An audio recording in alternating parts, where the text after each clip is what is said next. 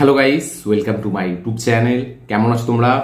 এখন আমরা কথা বলবো হচ্ছে দেব অ্যান্ড অভিজিৎ সেন ডিরেক্টর, ঠিক আছে, এদের দুজনের আপকামিং কোলাবোরেশন, যেটার নাম হচ্ছে প্রজাপতি 2। প্রজাপতি যেটা 2023-এ রিলিজ হয়েছিল, সেই ফিল্মটা একটা বিশাল লেভেলে বক্স অফিস কালেকশন করে ফেলেছিল, অল টাইম রেকর্ড করে ফেলেছিল। তো সেই ফিল্মটার অফিসিয়াল সিকুয়েল আসতে চলেছে প্রজাপতি 2, যেটা 2024-এ মেবি রিলিজ হওয়ার কথা ছিল, বাট সেই ফিল্মটাকে তখন ধরেনি আমাদের দেবদা, এবং তার আগে সে রঘু ডাকাত করে, আরও অন্য ফিল্ম করে। তারপরে সে এই ফিল্মটা ধরেছে প্রজাপতি 2, যেটা ক্রিসমাস আসতে চলেছে 2025-এ, মানে এই বছরই ঠিক পরের মাসে এই ফিল্মটা রিলিজ হতে চলেছে। তো প্রজাপতি 2 এর অফিসিয়াল টিজার কালকেই রিলিজ হয়েছে, কালকে সকালে, ঠিক আছে। তো কালকে আমি রিয়াকশনও দিইনি, কালকে টিজারটা আমি দেখিও নি। তো একটু আগে আমার হিন্দি চ্যানেলে আমি রিয়াকশনটা আপলোড করলাম, তখনই ফার্স্ট টাইম দেখলাম, এবং তারপরে আবার রিপিটে 2-3 বার দেখলাম। দেখার পর এখন ভিডিওটা বানাচ্ছি। তো কেমন লাগলো আমার প্রজাপতি 2 এর অফিসিয়াল টিজার? এবং এই টিজারটা যারা রঘু ডাকাত দেখেছে তারা জানে যে হলে দেখানো হয়েছিল, ঠিক আছে। আমি দেখেছিলাম যে আমি ইউটিউবে কয়েকটা ক্লিপও দেখেছিলাম যে থিয়েটারে এই টিজারটা চালানো হয়েছিল। তো এই টিজারটা এখন অফিসিয়ালি ইউটিউবে রিলিজ হয়ে গেল। তো কেমন লাগলো, আমার কি এক্সপিরিয়েন্স হলো এই টিজারটা দেখার পর, এবং আমার কেমন লাগলো সেটা নিয়ে এই ভিডিওর মধ্যে কথা বলবো। তো চলো প্রজাপতি 2 এর টিজার রিভিউ করা যায়। সব থেকে প্রথম এক লাইনে যদি টিজারটা কথা বলি আমি, তো একটা family drama family romcom film যেরকম হয়, ঠিক আছে, রমকম কাইন্ড অফ না, এটা একটা ফ্যামিলি ইমোশনাল ড্রামা একটা ফিল্ম। তো এই ফিল্মটার টিজার আমার জন্য এক লাইনে যদি আমি বলি, আমার জন্য একটা বেশ ভালো টিজার, ডিসেন্ট টিজার আমার মনে হয়েছে। সত্যি বলতে প্রজাপতি ফিল্মটা আমার আহামরি কিছু মনে হয় না, বিশাল যে আমার হেভি লেগেছিল, আমি উড়ে গেছিলাম এরকম না, বাট ডিসেন্ট একটা ফ্যামিলি ড্রামা ফিল্ম, যেই ফ্যামিলি ড্রামাটা আজকালকার দিনে আমাদের বেঙ্গলি অডিয়েন্স খুব দারুণভাবে নিচ্ছে।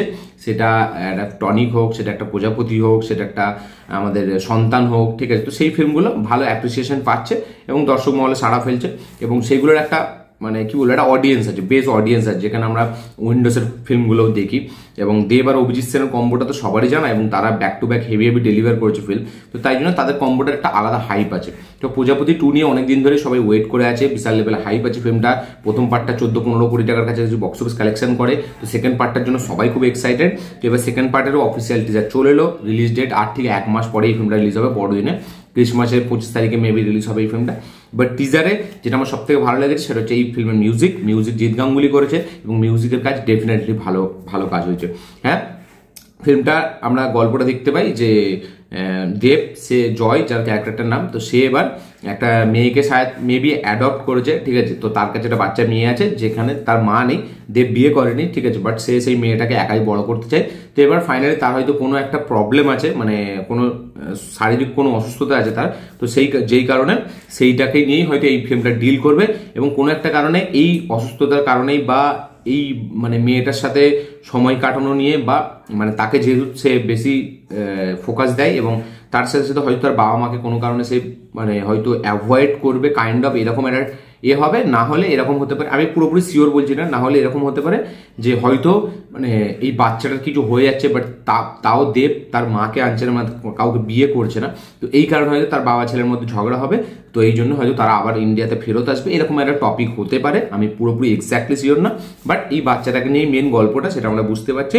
এবং একটা জায়গায় মিঠুন ডায়লগও দেয়, যে মিঠুন চক্রবর্তী, যে তুই যদি তোর মেয়ের জন্য সব করতে পারিস, তো আমি একটা বাবা হয়ে আমার ছেলের জন্য সব করতে পারি। তো এইরকমই টাইপের একটা গল্প আমার মনে হচ্ছে এগোবে। এবার সত্যি বলতে আমি এরকম ফিল্ম নিয়ে অতটা এক্সাইটেড থাকি না, সত্যি বলছি। একটা সন্তানের টিজার ট্রেলার দেখলে না, আমি সেটা দারুণ নিয়ে এক্সাইটেড থাকি, কারণ সেটা একটা বেশ ভালো একটা ইমোশনাল জিনিস সেখানে রাখা আছে, ইমোশনাল এলিমেন্ট সেখানে রাখা হয়েছে, এবং ফিল্মটা সেটাকে ডেলিভারও করে, যে জিনিসগুলো খুব রেলিভেন্ট।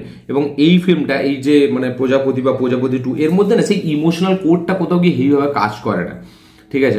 তাই জন্য আমার কি বলবো, সন্তানের ট্রেলার দেখে আমি যতটা এক্সাইটেড, বা টিজার দেখে যতটা আমি এক্সাইটেড ছিলাম ফিল্মটা দেখার জন্য, প্রজাপতি 2 টিজার দেখে কিন্তু আমি সেই লেভেলে এক্সাইটেড নয়। এবং প্রজাপতি, তাও আমি বলবো টনিক ফিল্মটা অনেকটা বেটার মনে হয় আমার প্রজাপতির থেকেও, আমার মোটামুটি যদি আমি মাপ করি তো ওর থেকে অনেকটা বেটার। যদি আমি বলবো না হেভি কিছু, বাট প্রজাপতির থেকে আগেই রাখবো আমি টনিককে। এবং ঠিক আছে, যারা এরকম ফিল্ম দেখে, ফ্যামিলি ড্রামা ফিল্ম, তাদের জন্য ঠিক আছে, বাট আমার জন্য একটা ডিসেন্ট ফিল্ম আমি বলবো প্রজাপতি। এবং টিজার টু, এই যে পার্ট 2 এরও টিজার আমার জন্য একটা ডিসেন্ট ওয়ার্ক করেছে। মিউজিকটা খুব দারুণ ওয়ার্ক করেছে, কারণ মিউজিকটা বেশ ভালো এবং খরচা করেছে দারুণ স্কেল। এবার লন্ডনে নিয়ে গেছে গল্পটাকে, লন্ডনে সেট আপ করা, তো খরচা করেছে।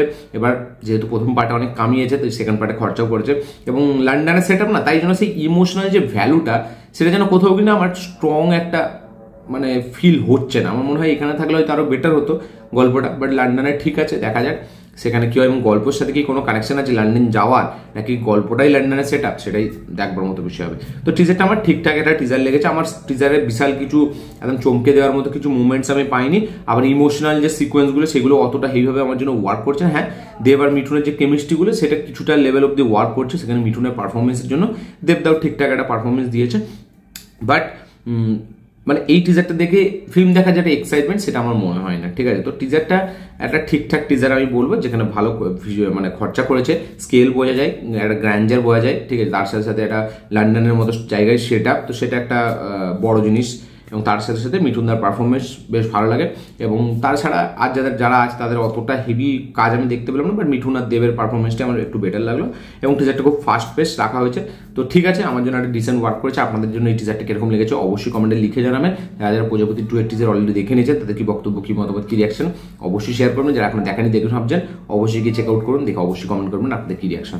ফিল্মটা বড়দিনে আসছে এবং যেহেতু সিকুয়েল ভ্যালু আছে, তো আরামসে আমার মনে হচ্ছে 5-6 কোটিতে এমনি কামিয়ে নেবে, কারণ প্রজাপতির একটা হাইপ আছে এবং খুব একটা হেভি ফ্যামিলি ড্রামা ফিল্ম বলা হয় এই ফিল্মটাকে, প্রজাপতি 2কে, এই প্রজাপতিকে, যেখানে 14-15 কোটি টাকা বক্স অফিস কালেকশন করেছে। সেখানে আমি যতই বলি decent collection, decent film, but যাদের ভালো লেগেছে তাদের তো ভালো লেগেছি। তো আমার ঠিক আছে, আমি তো চাই ফিল্ম চলুক, আমি চাই বেঙ্গলি ফিল্ম মানে বিশাল লেভেলে কালেকশন করুক, ধুয়ে দিক পুরো, খারাপ হোক ভালো হোক যাই হোক, সে তো আমি অবশ্যই চাইবো। বাট ফিল্ম ওয়াইজ ট্রেলার যদি আমি টিজার যদি আমাকে বলা হয়, তাহলে আমার একটা ডিসেন্ট টিজার আমার মনে হয়েছে। এই জন্য আমার রিয়াকশন, এই জন্য আমার রিভিউ। ভিডিওটা ভালো থাকলে লাইক শেয়ার কমেন্ট করে দেবেন, চ্যানেল তুলে চ্যানেলটিকে সাবস্ক্রাইব করবেন, বেল আইকন প্রেস করতে ভুলবেন না। দেখা হচ্ছে পরের ভিডিওতে, ততক্ষণের জন্য বাই।